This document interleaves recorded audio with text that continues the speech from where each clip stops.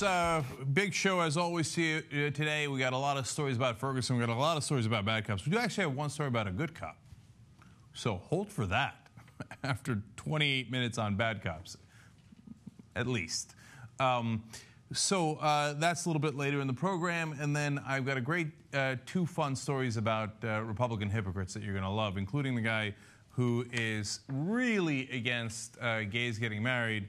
Well, he's one conservative who might have a case that some gays do break up marriages.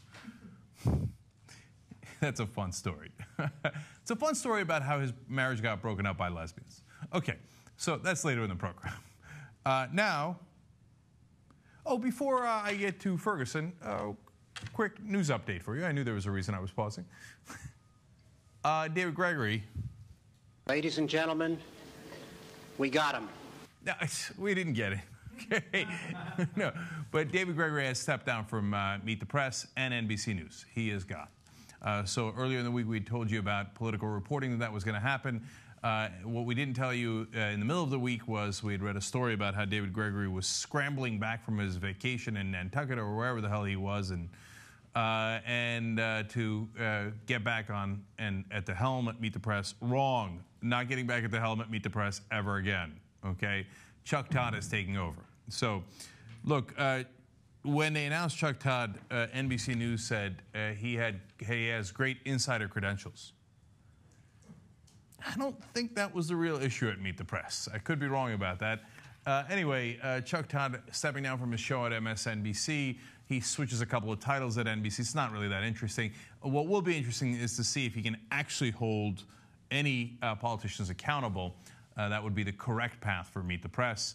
That's what could help them with their ratings, their credibility, and actually being news journalists, being the press that we would be meeting, right? And I always hold out hope.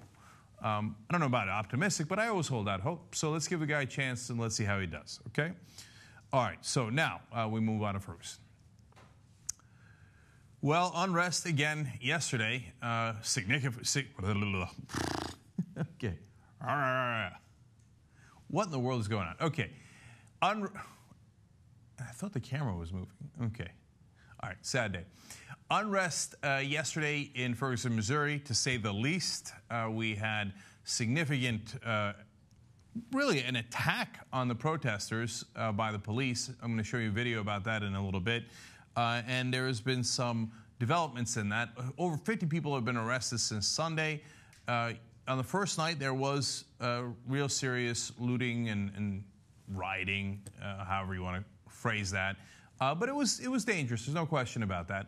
And since then, there's been, it appears, largely, if not completely, peaceful protests. That didn't really stop the local police force there from going in gangbusters with military equipment anyway, which I'm also going to show you in a minute, and attacking the press as well. So now there's a little bit of change. Governor Jay Nixon says that he is going to move out the Ferguson cops and the county cops and move the highway patrol in. They will now be in charge of security. Interesting. He says, once again, I ask that members of the community demonstrate patience and calm while the investigation continues, and I urge law enforcement agencies to keep the peace and respect the rights of the residents and the press during difficult time. So he's saying that, look, we got to respect the press as well. A couple of reporters arrested from Huffington Post, from Washington Post, and an Al Jazeera crew basically attacked with tear gas. Now, he says, or Associated Press explains, Governor Jay Nixon says the security will be overseen by Captain Ron Johnson of the Highway Patrol. Johnson, who's black, said he grew up in the community, and it means a lot to me personally that we break this cycle of violence. So I just think that's a infinitely better move to get someone who did grow up in that community. He's a cop. He's the head of the Highway Patrol. So he's going to go in there and hopefully calm both sides down. Let's hope for the best here, okay? Or he's at least part of the Highway Patrol. Now, Governor Jay Nixon again says Ferguson will not be defined as a community that was torn apart by violence, but will be known as a community that pulled together to overcome it. I think that's a nice statement. I want to give him a chance to bring that forward. He's been a little bit MIA throughout this, but now taking charge and doing some of the right things. Ferguson's mayor, James Knowles, his reaction not as great. He said a lot of unlawfulness going around these peaceful protests. So again, blaming the protesters. That's why we have to be vigilant. I can't second guess these officers. They are the professionals. They have learned from many years of dealing with these incidents across the nation. Now that's interesting. Why did the Ferguson police go all across the nation? No, what he's saying is we have experts who have trained getting ready and excited about situations like this. They've got all this military equipment and they can't wait to use it. And hey, we've got an opportunity here. Great, great. Let's throw tear gas and rubber bullets. Again, we'll get to that in a second. But let me have you listen to the mayor himself. Let's go. Actually, before we do that, let me show you what he's responding to. This video is of the protest and the police reaction to it. There will be an annoying sound somewhat through the video here. Understand that you're going to get a small piece of that. They got a lot of that last night. That's among the different things that were thrown at them. You must disperse immediately. This is no longer a peaceful protest when you try to injure people. You must disperse now.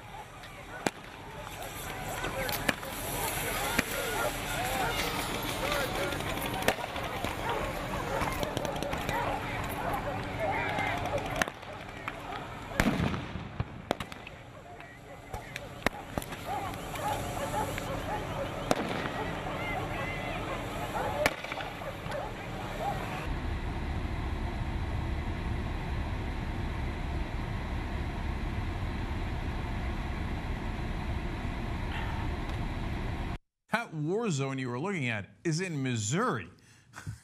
So you're not looking at Fallujah there. You're not looking at Gaza. That's in Missouri, for Christ's sake. Now, cops claim, I think maybe somebody was shooting at us. The mayor's going to talk about that in a second. And somebody might have been trying to light a Molotov cocktail. And then, of course, that got then misreported in the rest of the places. Molotov cocktail, Molotov cocktail. Somebody might have been. Wait. You just saw the video. Who was firing at who? And who was throwing the stuff that had smoke, fire? It's the guys who looked like they were Navy SEAL Team 6, but were in fact local cops dressed up to play soldiers, right? So it appeared that they were the ones firing on the protesters. Now, here's the mayor on television to explain. As the statement we released, and you've already alluded to, we'd like to have all of those who wish to protest and assemble to do so, and we try to do so in a productive manner and a safe manner. Unfortunately, when the evening hours come, those who want to cause problems and hide under the cover of darkness and hide behind lawful and peaceful protesters, they come out and they cause problems. And unfortunately, there's a lot of people in the way when that happens. Yeah, now they're saying, hey, you know what? We're going to need to have you express your outrage at what happened in a very calm way, only during the daylight hours and in the prescribed way. So when you're really angry at the cops, what you need to do is calm down and respect exactly what the cops' orders are. And your First Amendment rights about, assembly and speech, etc., could you not do it at night? It's kind of annoying, And so then we're going to have to fire tear gas and rubber bullets at you. Now, if there was significant reports of the protesters attacking the cops, believe me, they'd be all, oh my God, holy hell from these black rioters, right? I'm looking, and they're throwing out really vague stuff. Did any cop get hurt at all? No, not as far as anyone can tell, right? And believe me, if a cop had gotten hurt, that would be the first headline that you saw, right? But a lot of loose talk here, and it's, hey, we've got to control these protesters. By the way, they're mainly chanting, hands up, don't shoot. That's the #1 chant there. Hands up, don't shoot. And they're all going in like this. The protesters are. I mean, how much more nonviolent could it be? I heard somebody was trying to light something. Sure they were. Okay, here's more from the mayor, who I don't believe. What your cameras aren't showing is that gunfire is erupting all around this at this time. So as peaceful people protest, as peaceful people have their vigil, there are people outside those lines firing in the air, around, through officers. Our own police chief was shot at, as well as the county police chief was shot at in a drive-by. So there is a lot of unlawfulness going around these peaceful protests, and that's why we have to be vigilant. And you know, I can't second-guess these officers. They are the professionals. I don't believe them at all. Are you kidding me? They shoot at the 2 top cops in a drive-by? Do you know what kind of lockdown there would be? They would send in the National Frickin' Guard, man. They'd bring in Navy SEAL Team 6 if there was a drive-by on the head of the cops. Oh, yeah, no big deal. Let's just go on with our lives. No, come on. Nobody got hit, luckily. It's just, but I hear your cameras didn't show it, but there was a lot of shooting from the other side. You know why our cameras couldn't show anything? Because you arrested the people with the cameras. They did. A guy from the Washington Post slammed into a soda machine at McDonald's. They'd been at McDonald's for days covering this story. The Washington Post reporter and the Huffington Post reporter. Cops bust in and they say, all right, that's it. You got to go. We're arresting you. We're arresting. For what? Trespassing. What, trespassing at McDonald's? The McDonald's is like, no, we're happy to have them here. They just made that up, right? And the Washington Post reporter happens to be African-American. So he's like, look, I'm putting my hands behind my back. I know the drill. Okay, I know what you're going to do, and I'm not resisting arrest. And a cop says to him, stop resisting arrest. Stop resisting arrest. They fired a tear gas canister right at an Al Jazeera camera. So, gee, I don't know why the cameras don't show anything. Hey, if you want the cops, the poor, malign cops in the area to show their side, you might want to let cameras in. If you guys are right, wouldn't you want press everywhere? Look at these looters and rioters. Look at their Molotov. Hey, Al Jazeera, over here, Al Jazeera America. Capture that guy throwing the Molotov cocktail. And the guy doing the driveway. Oh, that's weird. You're the one throwing out the cameras. Please. So what do they use? First of all, here's a litany of things that they use on the protesters. Tear gas, rubber bullets, heavily armed SWAT teams were in the area, and mine-resistant vehicles. What? Were there IEDs planted by the guys chanting, hands up, don't shoot? Okay, now here's one of the reporters being arrested. This is Riley, a picture of Riley from the Huffington Post. He's very, very dangerous, so he had to be escorted out. Let's take a look at that. No. Graphic 2, Jesus. Wow, yeah, and then he was so dangerous they immediately let him go after he stopped reporting. Gee, I wonder why they arrest him at that McDonald's. And now I want to show you a tear gas canister going off by an Al Jazeera America camera. Now, look, did they think that those reporters were firing anything? No, it's look at where the camera is. There's nothing else around it. They fired the tear gas canister at the camera, and that's the reporters running away. Gee, I wonder who doesn't want the information to get out. I can't quite tell. All right, so now let me show you how insanely militarized our police departments across the country, and in this case, Ferguson, have become. Look at these pictures now. Now, I defy you to figure out which one is which, right? Where are the cops? They all look like military, right? But they're not. On the left-hand side, you see Ferguson, Missouri. On the right-hand side there, you've got a picture from Iraq in 2005 as our soldiers search it. There's a lot more where this came from. On the left-hand side, you've got Ferguson. On the right-hand side, you've got Iraq in 2003. And it's not an accident these are the same equipment being used. I'm going to tell you all about that in a second. On the left-hand side, we have Ferguson. Right-hand side, we have Afghanistan in 2014. Left-hand side, Ferguson. Right-hand side, Iraq in 2005. Why do they have snipers? Who are you sniping at? They can't wait to use these toys. They love them. On the left-hand side, Ferguson. On the right-hand side, Afghanistan in 2011. Who's planting IEDs in Missouri? Please, get the... On the left-hand side, Ferguson. On the right-hand side, Iraq in 2004. Okay. So you see how this is going. Now, let me tell you about how much fun they're having with all these different equipment. That they're chomping at the bit to use it. They're like, oh, thank God. In fact, they have an incentive to use, which I'll also explain to you. Great article from Talking Points Memo that summarizes a lot of the reporting on this issue. One of the main problems is this program called the 1033. Let me explain that to you. The 1033 program, which was approved by Congress in 1992 to help law enforcement fight the war on drugs, of course, and was expanded in 1997, allows police departments to request and receive refurbished military equipment from the U.S. Defense Department free of charge. That equipment can range from night vision goggles to military-grade firearms and armored vehicles. That goofball Steven Seagal used an armored vehicle to bust up a very dangerous cockfighting scheme in Arizona. He ran over the guy's house. It turned out to be the wrong guy. Okay, and then they taped it. They're doing a reality show down in Arizona because that sheriff down there is very tough. No, they love these toys. And more programs that actually send more weapons into the local police departments. There's a $500 million assistant grant as well, and a $1 billion Homeland Security grant program. Now, those two programs are not exclusively for military equipment being sent to the local police. It's unclear how much of those programs are being used, but certainly some percentage are, and 1033 is sending in a giant amount of equipment as well. I'll tell you more about that. And so all these guys have this military equipment, and they're looking for a military problem. More from Talking Points. Remember, the ACLU estimated in June 2014 that 500 MRAP vehicles built to withstand roadside bombs are now in the hands of American law enforcement. To my knowledge, I literally don't know if there's ever been a roadside bomb in America. Obviously, there's been plenty of bombs. Abortion clinics have been bombed. There was September 11th, obviously.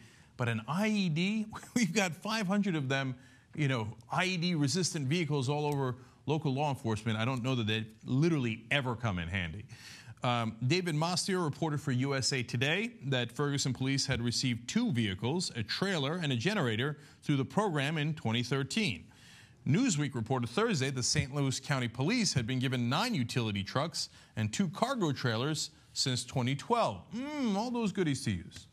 The Defense Logistics Agency stated on its website that nearly $450 million worth of equipment were distributed nationwide in 2013. Now, Thomas Jackson, who's the Ferguson police chief, says, maybe the kind of Molotov cocktails, quote, people have bombs now. Well, when you have bomb-resistant vehicles, you see bombs all around you. They don't have bombs in Ferguson. There are no bombs. If a bomb had gone off last night in Ferguson, it would be a headline in every single story you ever see. Oh, my God, they bombed us. They're domestic terrorists, okay? No such thing. But they've got these bomb-resistant vehicles. Where are the bombs? Where are the bombs? Where are the bombs? Let's go get the sons of bitches anyway.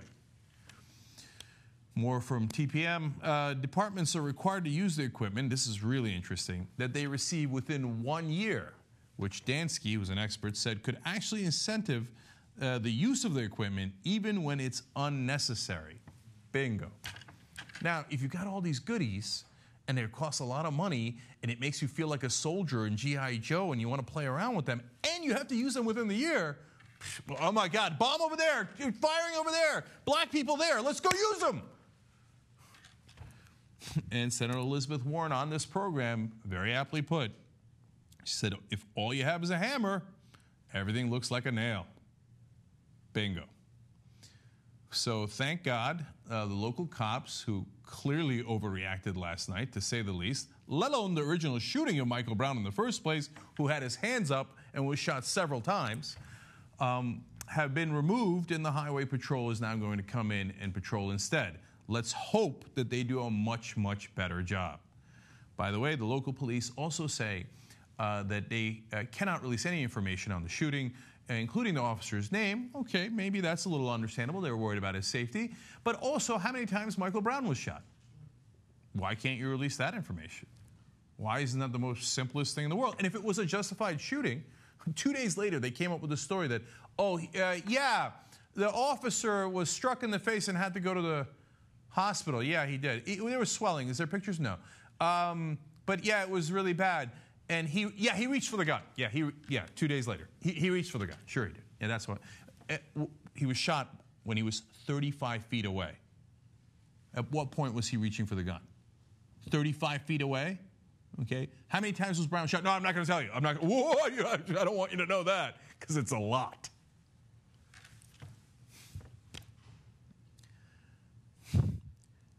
Ferguson is not supposed to be Fallujah. But look, you take Ferguson out, you put any other local town in the country in. Unfortunately, big towns like LAPD just shot another unarmed black guy yesterday. In New York, they put Eric Garner in a chokehold. He's dead. Okay. Small towns, big towns, it doesn't really matter. The police state is here, and it can't wait to use all the military equipment that they have on us, the citizens. Okay. Now, speaking of which, let me go to official reaction here. This is actually largely good news, believe it or not. Okay? So go back to police state for me. Thank you. So we have a police state going on in Ferguson, Missouri, but some people are unhappy about it. Some of those people will not surprise you, but others will.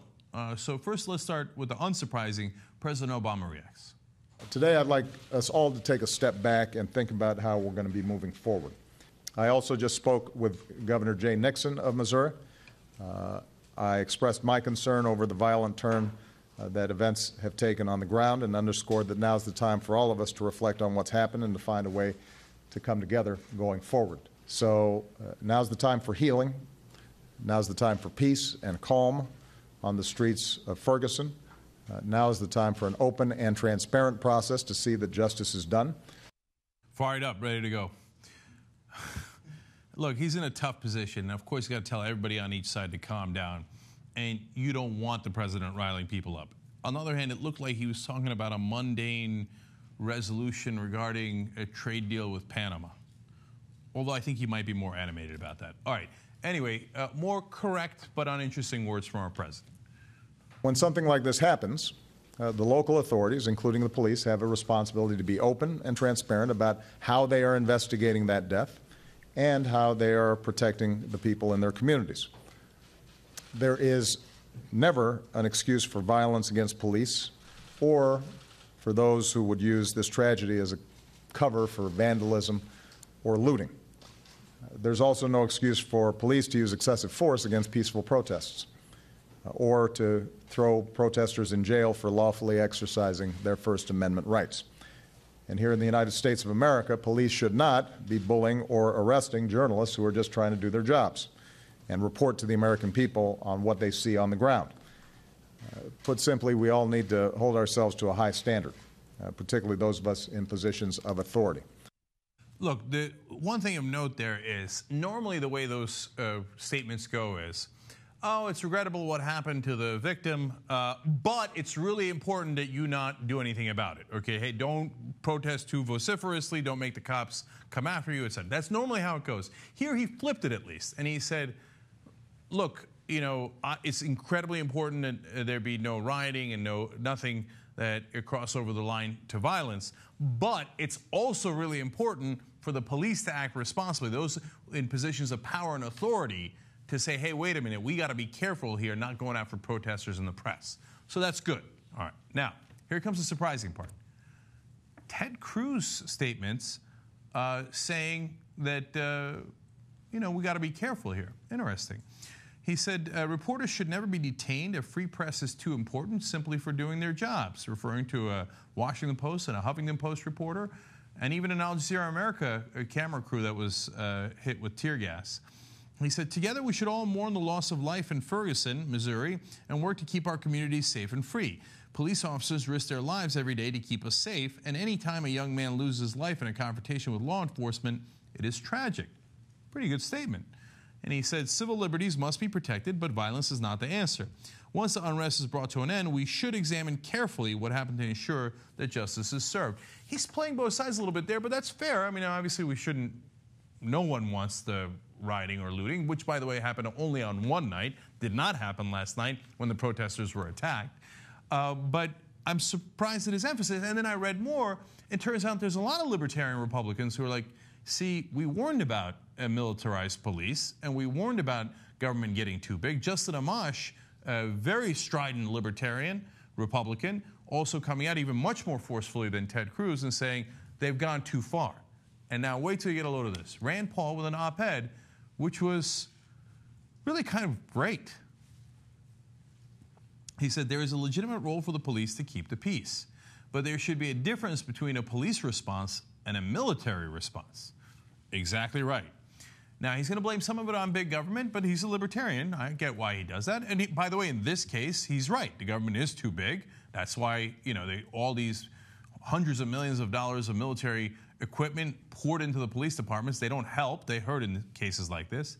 He says, not surprisingly, big government has been at the heart of the problem. Washington has incentivized the militarization of local police precincts by using federal dollars to help municipal governments build what are essentially small armies, where police departments compete to acquire military gear that goes far beyond what most Americans think of as law enforcement. Hey, great, man. Look, the reason I'm a little surprised by this, honestly, is in the past, even libertarian-leaning conservatives would come out massively against the police and in favor of the protesters if they were white. I'm keeping it real. Cliven Bundy, oh my God, the cops, I can't believe they took his cow because he's not paying taxes. Nobody should pay taxes anyway. Cliven Bundy, right? But if it's black folks protesting, they're like, come on. You got to respect the law. You got to respect the law, okay? Come on now. To do what the cops tell you to do, and you won't have any problems. But not in this case. And they're saying, hey, listen, it doesn't matter white or black, okay? This is the American people, and you don't have the right to have these guys dress up as G.I. Joe and go in there and pummel them. In fact, here's what Rand Paul said about racial issues. He said, anyone who thinks that race does not skew the application of criminal justice in this country is just not paying close enough attention. And the root of the problem is big government. Ferguson resembles war more than traditional police action.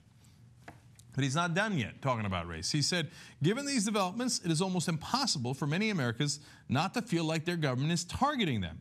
Given the racial disparities in our criminal justice system, it is impossible for African Americans not to feel like their government is particularly targeting them. Damn. Credit where credit is due, man. Look, I'm a progressive.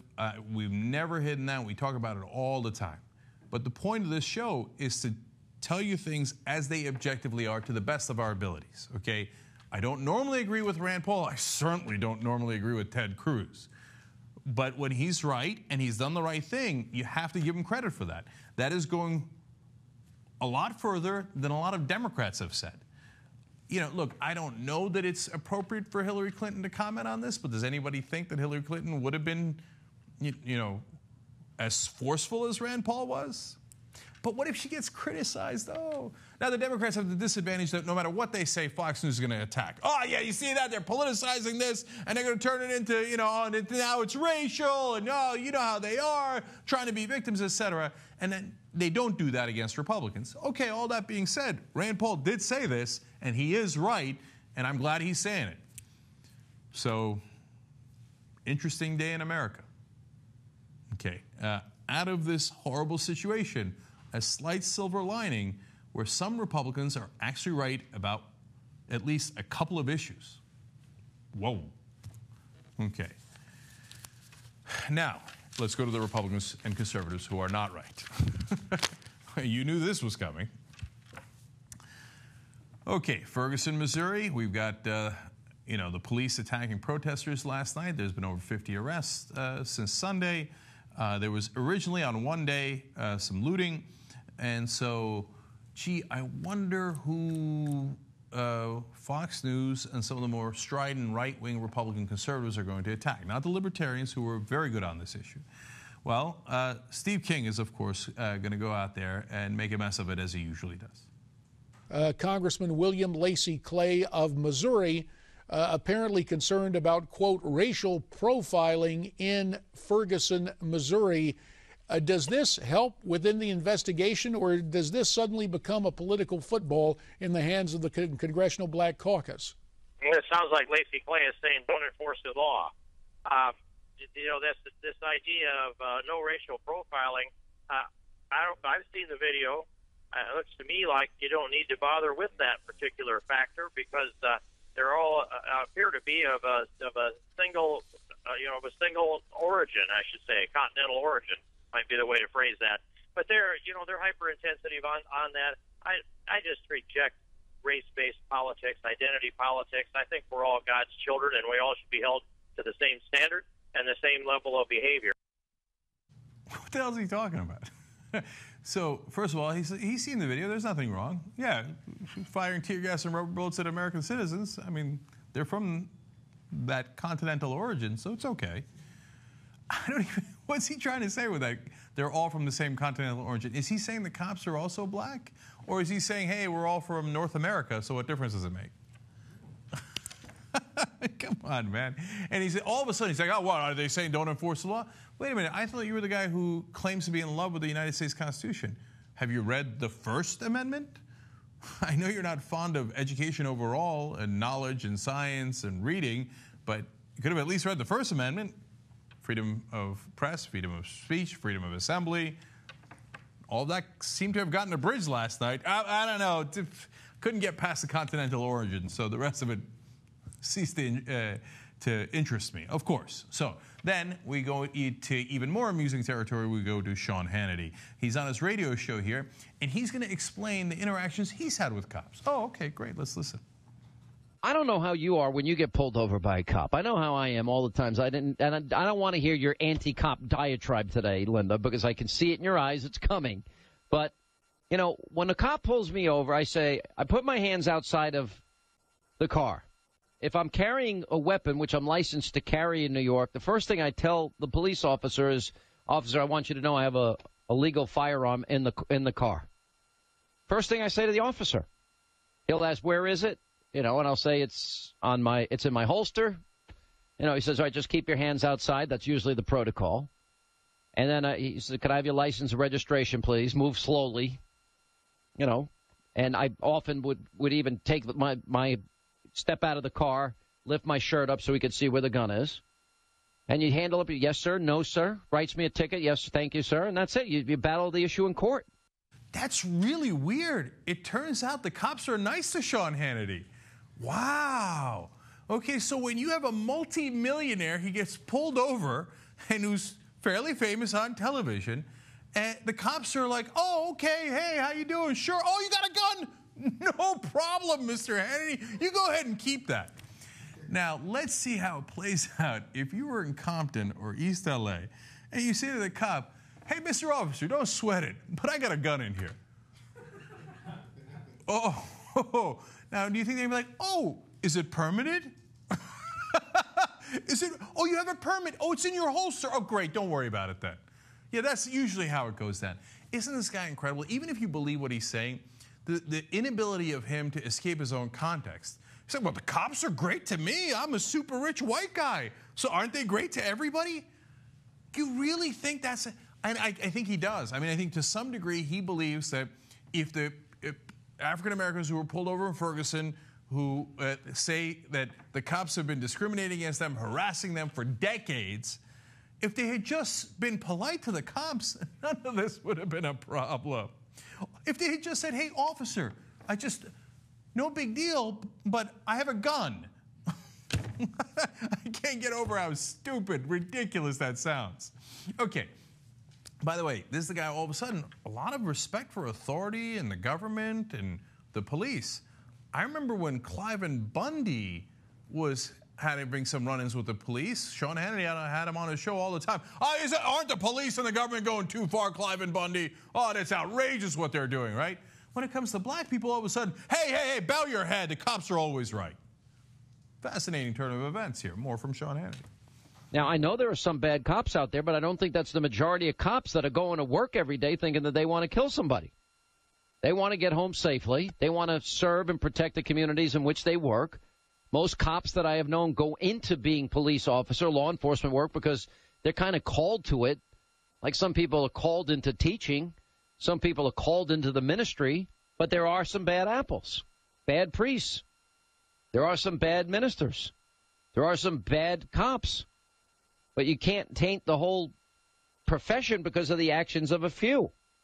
And I kind of have confidence in the law enforcement and the justice system in the country.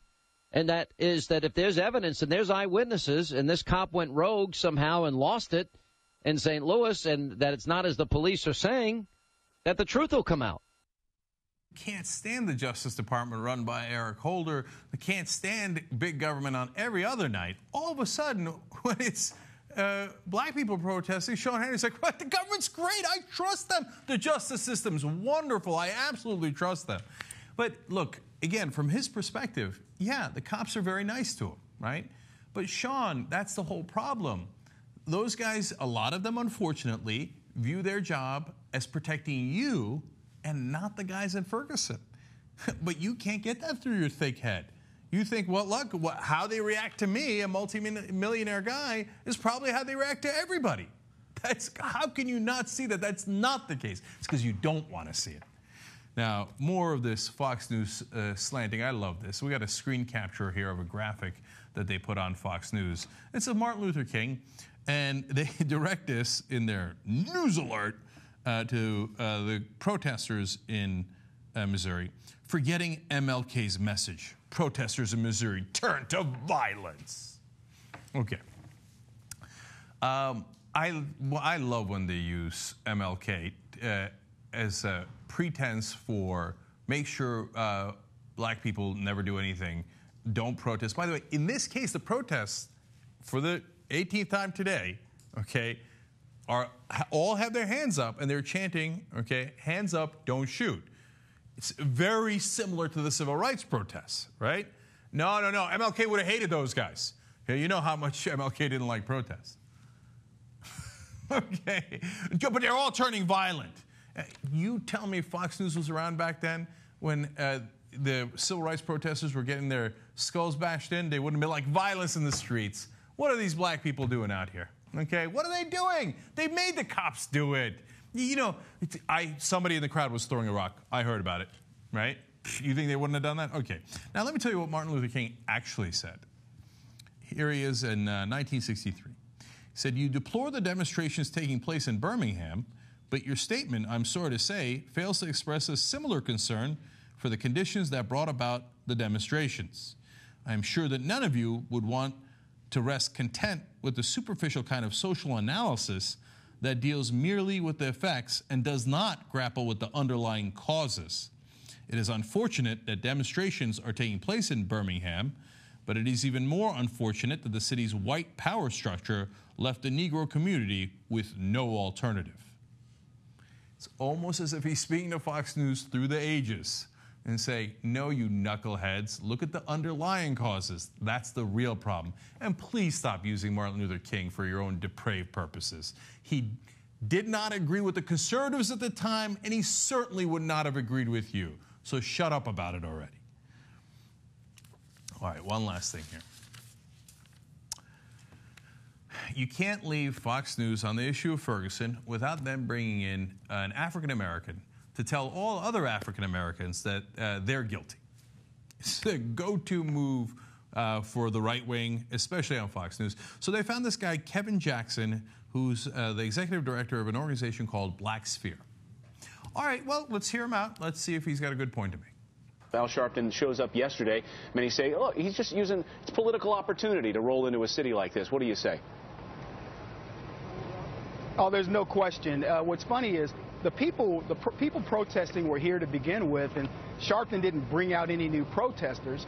And he said all the right things because he wants to appear to be the true black leader, that he falsely represents. But the fact of the matter is he, Barack Obama, and Eric Holder really should have been talking about the bigger issue, which is, I think, law enforcement and how this all occurred and the type of decay, the moral decay that's occurring in neighborhoods like this.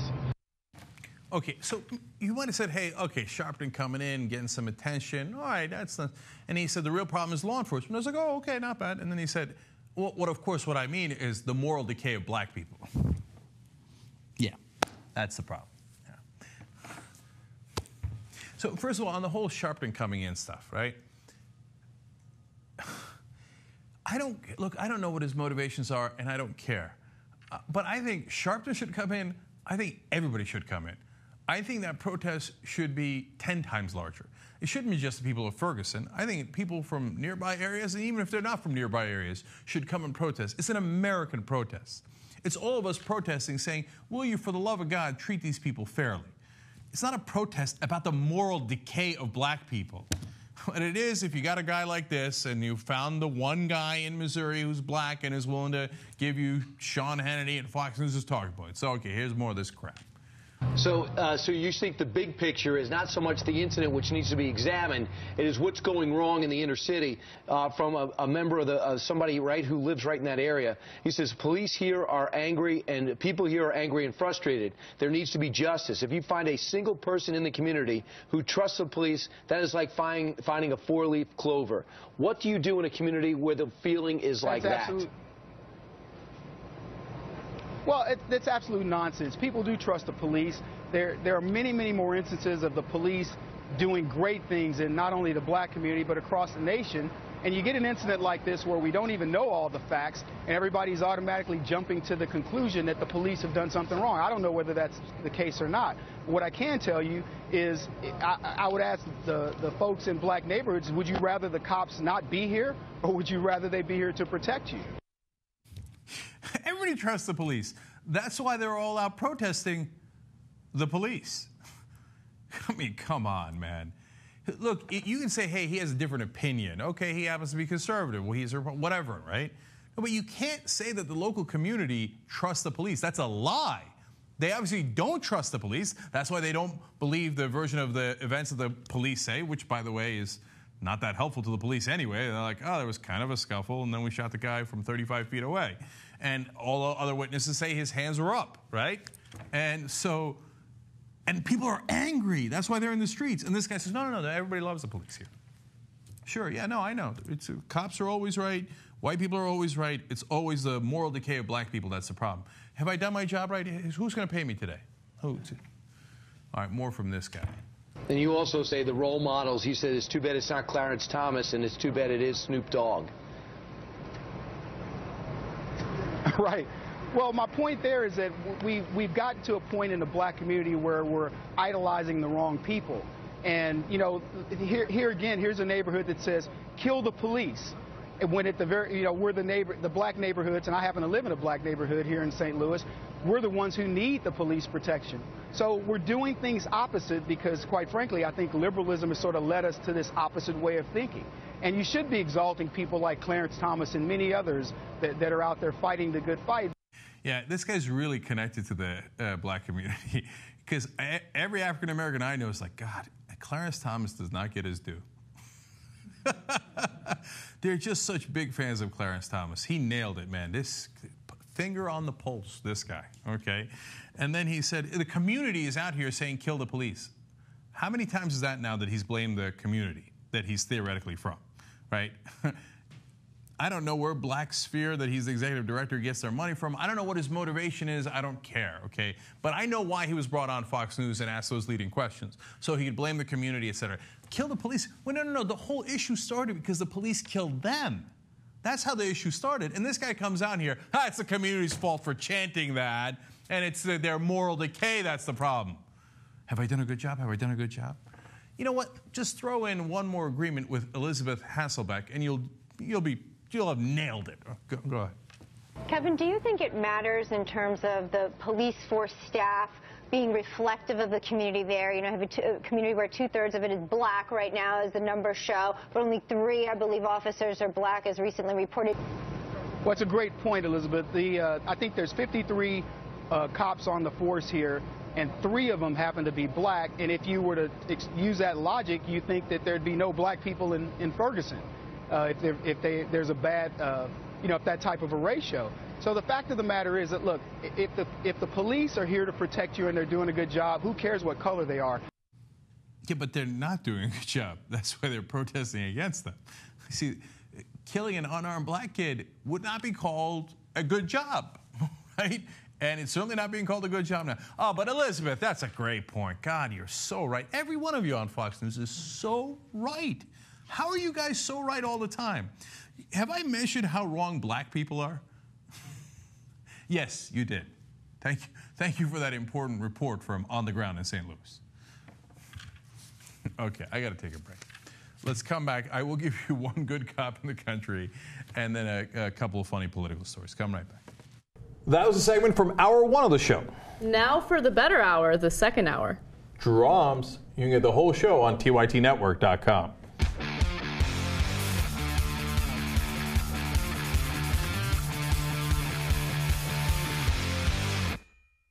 All right, back on the Young Turks. I'm still laughing at Jesus saying, so let me get this right.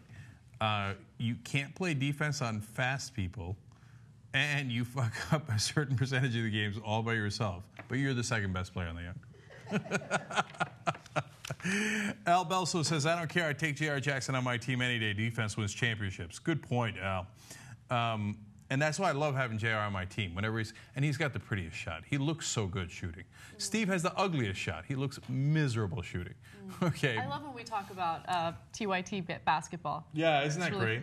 All right, Atomic Elbow has a great Photoshop of Jimmy Dore giving the cops the finger. Yeah. Everybody check that out. I don't know how you do it, but it's at Atomic Elbow.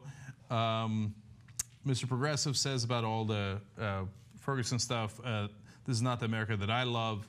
And I do. I love America. So I'm with Mr. Progressive. And so I hate to see this. This isn't, what my family came for when it was, we still believe today that it's land of hope and opportunity, but we got to get it there, okay? Emily Vandermeulen says David Gregory gets a job at Fox in 3, 2, 1.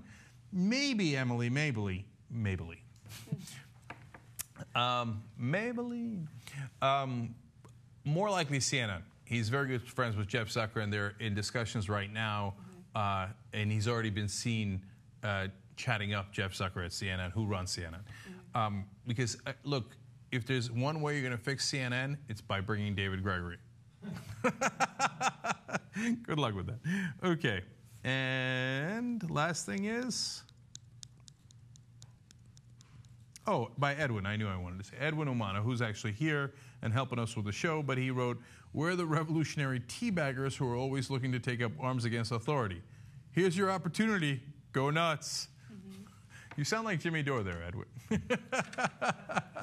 Teabaggers, why aren't you in Ferguson? That's an excellent point by Edwin. Yep. Get out there. Okay. Cliven Bundy, I'm sure, is saddled up already, riding his horse to Missouri as we speak. All right. We go forward. All right.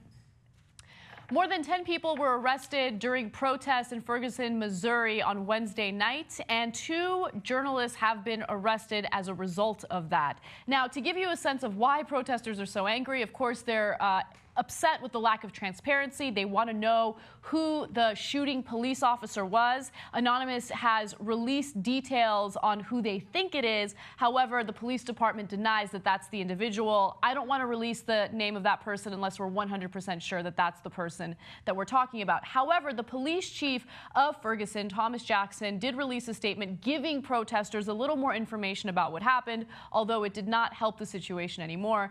Police Chief Thomas Jackson said that the officer who shot Michael Brown, 18, on Saturday, was struck in the face during the encounter and treated at a hospital. Touching his own cheek, the chief said that a side of the officer's face was swollen from what the police have described as a struggle in which Mr. Brown assaulted the officer and tried to take his gun, an account disputed by a witness, a friend of Mr. Brown's, who said his hands were raised when the last of the several shots was fired. Yeah, not buying it.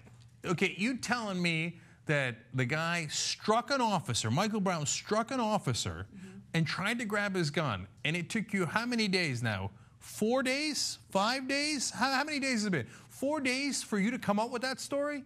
And not like, you tell me that wouldn't have been the first thing. Like, the guy hit a cop, man. He assaulted a police officer and went for the gun, and it was a struggle. There was nothing we could do.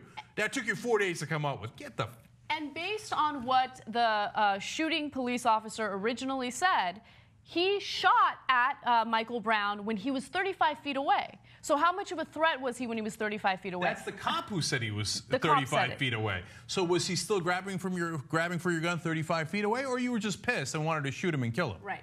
Now, as you guys know, Dorian Johnson was the young man, 22-year-old, who was with Michael Brown at the time of the shooting. He expressed his point of view and exactly how everything went down. And now Tiffany Mitchell, another witness that was there, went on Don Lemon's show on CNN to discuss what she saw, and it's actually 100% consistent with Dorian Johnson's account. Take a look at what she had to say. So as I come up onto it, I saw the officer pulling him in, and I saw him trying to pull away. I pulled out my phone to try to get a video of it because it just didn't look right. Like, I didn't know exactly what was going on, but I know it didn't look right for someone to be wrestling with the police through the police window. But I didn't get the video because a shot was fired through the window, so I tried to get out the way. As I onto the side, the kid, he finally gets away and he starts running. As he runs, the police get out of his vehicle and he follows behind him shooting. And the kid body jerked as if he was hit from behind, and he turned around and he puts his hands up like this, and the cop continued to fire until he just dropped down to the ground and his face just smacks the concrete. So here's the situation. Now, people who can't wait to support the cops, even if they might not support the cops in other cases like Clive and Bundy's case, etc., will rush in and say, you see, there was an original tussle. See, you don't do that with the cops. Okay, that's disrespectful. You have to follow orders. There was something going on at the window, so he had it coming. No, no, no. A cop is not supposed to shoot someone in the back as he's running away when he knows the guy's unarmed. Because even if you believe the cop's story, Michael Brown is reaching for the gun and doesn't have a gun of his own. He knows that. Now, if somebody shoots at him through the inside the car, okay, you can say that's part of the original tussle. If you're being incredibly fair to the cops and you're taking their view for it. He's running away and you shoot him in the back. What was that for? And then he's got his hands up and then you finish him. No, that's just an execution. Yeah. And so it's interesting to see that at this point we have two witnesses that were there on the scene. They have consistent stories. The police seem to be a little shaky in their story. And as Cenk mentioned earlier, it seems curious that the officials released the statement about the cop having an injury on his cheek days later. I mean, if the officer had that injury, and if Dorian Johnson, the man that was with Michael Brown, was part of the scuffle, the original scuffle where Michael Brown was reaching for the gun, wouldn't authorities want to interview him? I mean, they haven't even interviewed him, which is also questionable. So with all of that said, let's also focus on the two journalists that got arrested on Wednesday. Now, the two journalists in question, according to the New York Times, were at a McDonald's. They were doing their work. There wasn't a riot happening. There was no commotion inside the McDonald's, but a SWAT team came in and ordered them to leave, and that's when things got a little shady. Let me give you the New York Times report. Two reporters covering the protests also said they had been arrested inside a McDonald's for trespassing and later released without charges or an explanation. The reporters, Wesley Lowery with the Washington Post and Ryan Riley of the Huffington Post, both said they had been handled roughly by the police. Now, Wesley Lowery did release a statement to the Washington Post saying the following: multiple officers grabbed me. I tried to turn my back to them to assist them in arresting me. I dropped the things from my hands. He continues to say, my hands are behind my back. I said, I'm not resisting, I'm not resisting. At which point the officer said, you're resisting, stop resisting.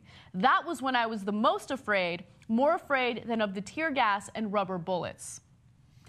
Yeah, because when a cop starts coming at you when you're not resisting with saying stop resisting, right, there's some percentage chance that he's about to beat the living crap out of you while pretending that you're resisting. Now, in this case, luckily, they only slammed him into the soda machine, right? And then eventually arrested him. And then eventually, after that, seems to be a common theme with the cops here in Missouri, or at least in Ferguson. They made up a charge later, like, oh yeah, we meant trespassing at McDonald's.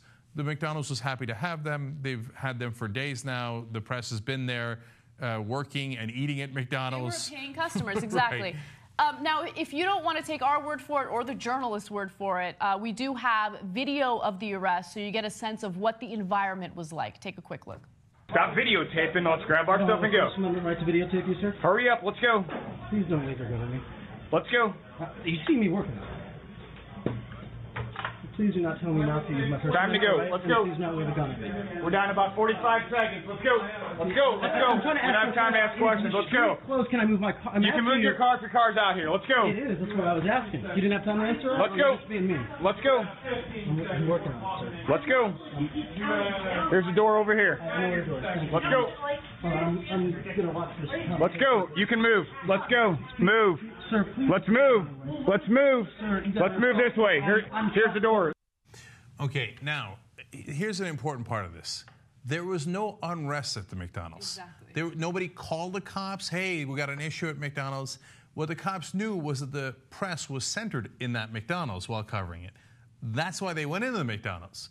So understand the context of what happened there. It wasn't like, hey, he's not listening to an order immediately within the first 5 seconds, and we've got a dangerous situation here, he's got to go. There was no dangerous situation. There was a press situation. Yes. That's why they were clearing them out. And in the beginning of that video, you hear the officer tell him, stop filming. And that's really what the issue is here. They don't want any press coverage. They want to do what they can to ensure that the information is not getting out there, that their militarization and their reaction to the peaceful protesters is unwarranted, and they don't want that information to go out there.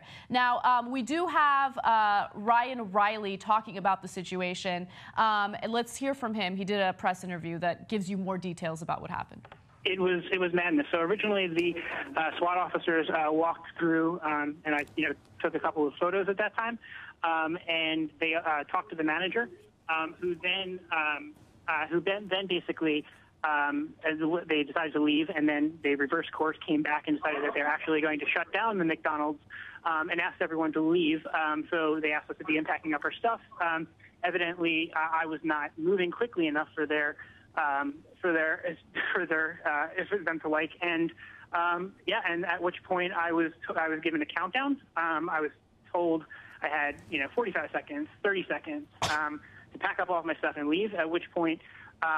The officer in question, who I repeatedly later would ask for his name and was never, or his badge number was never given it, decided that he was going to help me pack, and he grabbed my things and shoved them into my bag. And I was then he then arrested me, and as he handcuffed me, he put on both very tight. He used his finger to put a pressure point on my neck, and it was just a very, very difficult experience. The worst part was he slammed my head against the glass purposefully on the way out of the McDonald's, and then sarcastically apologized for it. Yeah, and they also fired a tear gas canister at an Al Jazeera America crew, and. Now, there was also nothing around the Al Jazeera America crew. We have video of that as well. Let's take a look. Holy see, they're media too.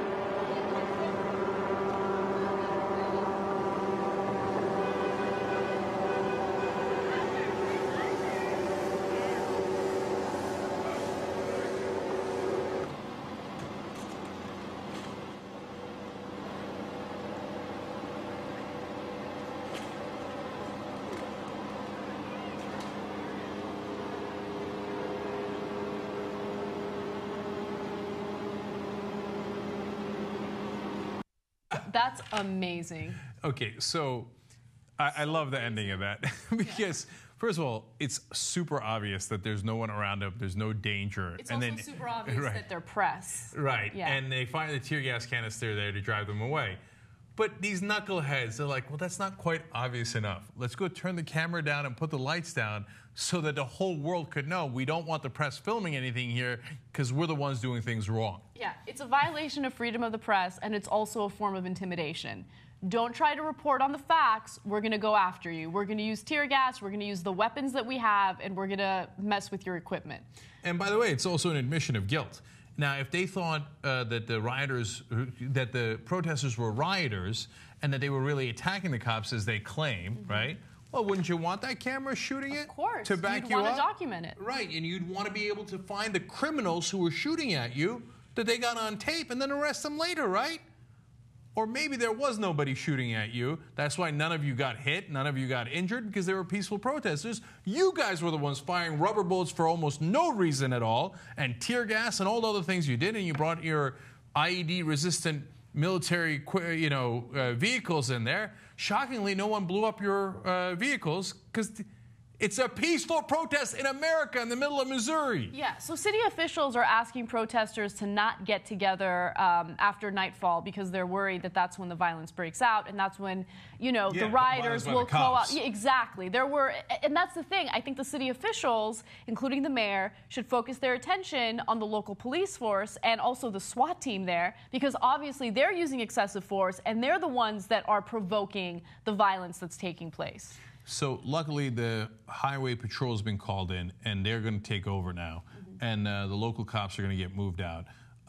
Obviously, we wish they'd done that earlier. We hope that the highway patrol in Missouri handles the situation a lot better. The captain that's in charge of that is African-American and from that community. So him being from that community makes a big difference. Hopefully, he can calm both sides down. And it's super obvious based on not just the witnesses that you heard from, but the tape that you saw, that it was the cops that were causing the problem last night and not the protesters. Yes. So the journalists involved in covering the protests in Ferguson, Missouri are obviously doing something courageous, especially considering the violence that's been targeted toward them by local authorities there. And for some reason, Joe Scarborough felt the need to blame the journalists that got arrested for doing their coverage. If you can remember, there were two specific journalists, Wesley Lowry and also Ryan Riley from the Huffington Post, who got arrested at a McDonald's when they were just doing their job. There was no commotion, no unrest. And Scarborough feels like, you know what, maybe they deserve to get arrested. Take a look at what he had to say on MSNBC. I will just say, if I saw that video and my son was the one that the police arrested after that episode, I'd say, Joey, here's a clue. When the cops tell you for like the 30th time, let's go, you know what that means, son? It means let's go. I've been in places where police officers said, all right, you know what, this is cordoned off, you guys need to move along. And you know what I do? I go, yes, sir, or yes, ma'am. I don't sit there and have a debate and film the police officer, unless I want to get on TV and have people talk about me the next day. My son, who is a reporter, who if he were in this position, I'd go, you're in jail. Okay. Well, you know what? Next time a police officer tells you that you've got to move along because you've got riots outside, well, you probably should move along. But maybe I'm in the minority. I don't know. No, the funny thing is, Joe, you're in the majority. And that's what the issue here is. You're a guy who presumably lives in a very nice neighborhood, who happens to be white, who happens to be a multi-millionaire and fairly famous. So, wow, the cops treat you well. Shocking. Sean Hannity did a similar report where he's like, he gets along great with the cops. Right. Turns out he according to Hannity, he'll have weapons on him and he'll tell the cops, oh, by the way, I have a weapon on me and everything's fine, right? And the cops treat him with respect. Really? Cops treat multimillionaires with respect? That's news to me. It's not that surprising to see a pro-establishment guy defending the establishment in this story. But what I also find interesting is that Joe Scarborough sits in that chair and acts as though he plays some role in the world of journalism, when in reality, he does the exact opposite of that, right? All he does is support the establishment, and then he points fingers to actual journalists that are putting themselves in harm's way to give the American public real information about what's happening in Ferguson, Missouri. How dare you pretend as though they're doing what they're doing just because they want attention? So those reporters were actually doing their job. They were recording how they came into a place, the McDonald's that they were stationed at, where there was no unrest, no violence, nothing, and they shut down the freedom of the press. And they were recording that. And Joe's like, what's with the freedom of the press? Who needs that anyway? And freedom of assembly and freedom of speech that the protesters were doing. Shush, if the cops tell you to stop doing that, then move along, move along. Who needs any of those freedoms? It's not like we live in America. Right. And then there's this great irony. He says, oh, they're just trying to get on TV. Ben Mankiewicz made a great point about this morning. He's like, Joe Scarborough left Congress to be on TV. So if you want to talk about people wanting to be on TV, I believe you live in a bit of a glass house, Joe. Now, Wesley Lowry, who was one of the journalists who was arrested while doing coverage of Ferguson, Missouri, did go on CNN, and he did not take kindly to Scarborough's words. Take a look at his response. Well, I would invite Joe Scarborough to come down to Ferguson and get out of 30 Rock, where he's sitting, sipping his Starbucks, smugly. I invite him to come down here and talk to the residents of Ferguson, where I've been since Monday afternoon, having tear gas shot at me, having rubber bullets shot at me, having mothers and daughters crying, having a 19-year-old boy crying as he had to run and pull his 21-year-old sister out from a cloud of tear gas, thinking he was going to die. I would invite Joe Scarborough down here and to do some reporting on the ground, and then maybe we can have an educated conversation about what's happening here. I have little patience for talking heads. This is too important. This is a community. It's a community in the United States of America where things are on fire. Things are on fire. This is on edge. There's so much happening here, and instead of getting more reporters on the ground, we have people like Joe Scarborough who are running their mouths and have no idea what they're talking about. Damn. Okay, regulating. Running his mouth. I love those elbows. Okay. That was great. Yeah, absolutely. Hey, man, he handled him just fine. I got nothing else to say about it. Where I delivered an elbow on Scarborough's head, and Scarborough doesn't have an answer to that. Yeah, I love it. I love it. It's really inspiring to see people, field reporters, doing what Lowry does, what Riley does. It's inspiring. I mean, that's one of the reasons why I went into journalism in the first place. I mean, obviously, I don't do anything close to what they do. I would never even say that. But this is what we need. I mean, these are the people who do put themselves in harm's way to give us the facts, to do the real reporting. And I respect them to no end and thank them for what they're doing. I think Scarborough's overall response is basically people should know when they're conquered. Yeah, bow your head. It's always the bow your head answer, right? Respect authority, don't question authority, don't stir the pot. Although, whenever it comes to questioning authority, every once in a while he'll do it when it comes to Democrats, right? But other than that, listen to the cops. If they tell you to move along and bow your head, you do exactly as they say, even if they're in the wrong. Yep. Yeah. All right, let's take a quick break. When we come back, I'm going to show you the double standard that the mainstream press uses when it comes to covering stories like the one in Ferguson, Missouri. Stick around. You liked that, didn't you? Well, if you like that, you'll love the whole show. TYT-network.com. Get the whole show as a member.